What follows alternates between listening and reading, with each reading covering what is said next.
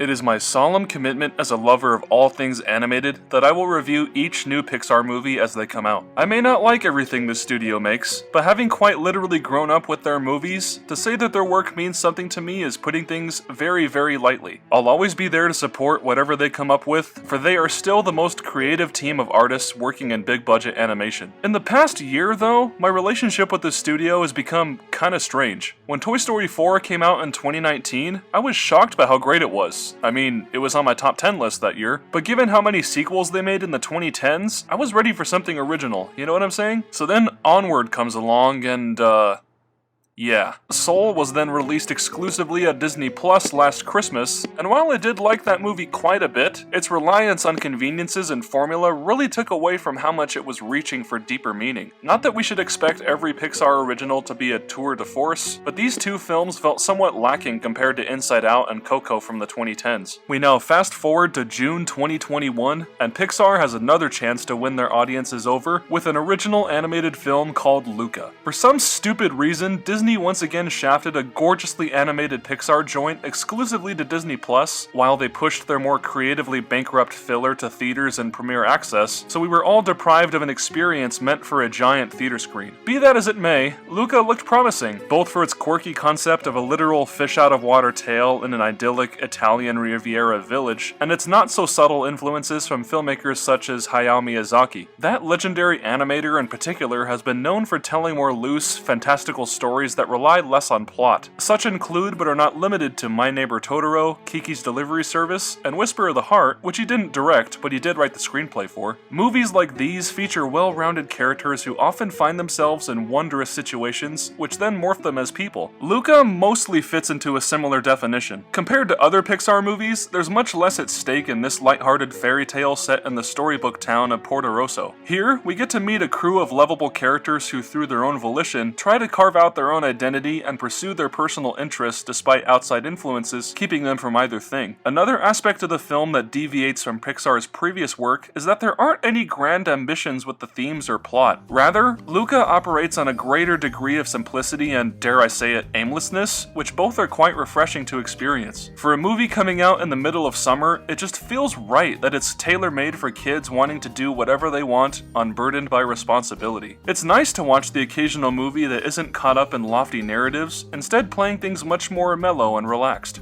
But, does that mean I liked it? I don't know. I can at least say it's better than Onward. Even if Luca was on par or worse than that movie, I don't think I'd be inclined to break it down in quite the same painstaking video essay style way. Instead of trying to be some kind of quest in a fantasy role-playing game, Luca is a simplistic slice-of-life tale, and is squarely footed in that identity. That being said, when making a movie about young characters just hanging out or going on low-stake adventures, you shouldn't have things both ways, meaning that it's not wise to have a plot and try to not have a plot at the same time. There are some films that have pulled it off, like The Sandlot, which does have a conflict in that Scott Smalls has to get his dad's Babe Ruth ball back after sending it to the Beast, but the movie isn't really about that. The story spends much more of its time just relishing in this mythical, perfect summer that the main characters share together. Then you look at something like Stand By Me, which is about a group of young boys searching for the supposed corpse of someone they knew, but the story isn't really about that destination. That's only a minute part of what is otherwise, kind of like The Sandlot, a page from the story of these boys' lives, and what they gained from the overall journey. But perhaps the coup de grace of all these types of movies is Kiki's Delivery Service, which I mentioned earlier. This movie basically has no plot, let alone a story structure. All it's really about is a young teenage witch finding her purpose, and that's it. You'd think that would make for something pretty boring, especially since it's longer than the previous two movies I brought up, but far from it in fact. I've struggled to pin down why over the past few times I've watched it, but I think one surefire reason would be that it's all focused on Kiki and what she's going through. Everything that she experiences in the story feels like it's a natural result of her day-to-day efforts to discover what she can offer to the world. The trick that Kiki's Delivery Service and the other two movies I mentioned pull off is telling a story without making it obvious. The characters should be free agents unto themselves, unbound by the rules of screenwriting, rather than have their lives dictated by what the writer had in store for them. Luca, on the other hand, is a story story that is cursed by the formula by which Pixar both succeeds and underwhelms. The creative team tried to have things both ways in telling a low-stakes story with formulaic plot beats, and it makes the story less genuine. If you want me to believe that your narrative is supposed to be like Miyazaki's work, then try to follow his example. His characters, for the most part, are people first and vessels for a storyline second. Luca and Alberto are decent characters, and I enjoyed watching their adventures on screen, especially since their ultimate goal of obtaining a Vespa and going on adventures sounds like the kind of thing naive preteens would want to do. Still, I was disappointed that everything about their development as characters felt predestined from the beginning. Look, I know it's a cliched criticism to say that a movie was predictable, but this is a big reason why it's a valid point. Having your characters interact as though their service to certain story beats is their sole purpose cheapens their lasting impact on the audience. When a story is as simple as Luca tried to be, compensate for the lack of plot with more fun character building scenes. That's why it was baffling to me that certain choices made in the screenplay actively worked against what the movie was aiming to be, such as the introduction being so incredibly rushed and lacking any cohesive world building to establish why Luca's adventure to the surface world really mattered to him personally. Then there's the villain, which was just the lamest and most annoying character Pixar has ever come up with. Yes, I dislike Hercule more than Miles Axelrod. Let that sink in. And I can't say I was moved when some of the betrayals and dramatic beats hit at the end of the second act, for as I mentioned earlier, the story felt like it was being constricted by the formula that dictates seemingly every big-budget animated movie, let alone Pixar, and these moments didn't come across naturally to me. And on that note, pretty much everything you'd expect to happen in the third act does in pretty much every way that you'd expect them to, even if the very final moments of the movie are quite endearing. Ultimately, I just hope I'm not coming across as too nitpicky or harsh with these comments. After all, Luca's a very nice movie. The word harmless gets thrown around a lot with kid-friendly films, but this is one where that term really does apply. The art direction and animation are obviously gorgeous, the antics that the main characters get into are suitably enjoyable, and it's a cozy experience that someone of any age could potentially appreciate. The point I'm making though is that this movie barely left an impression on me. I blame that partially on the fact that it's exclusively available on a streaming service, meaning that I had to miss out on the theatrical experience.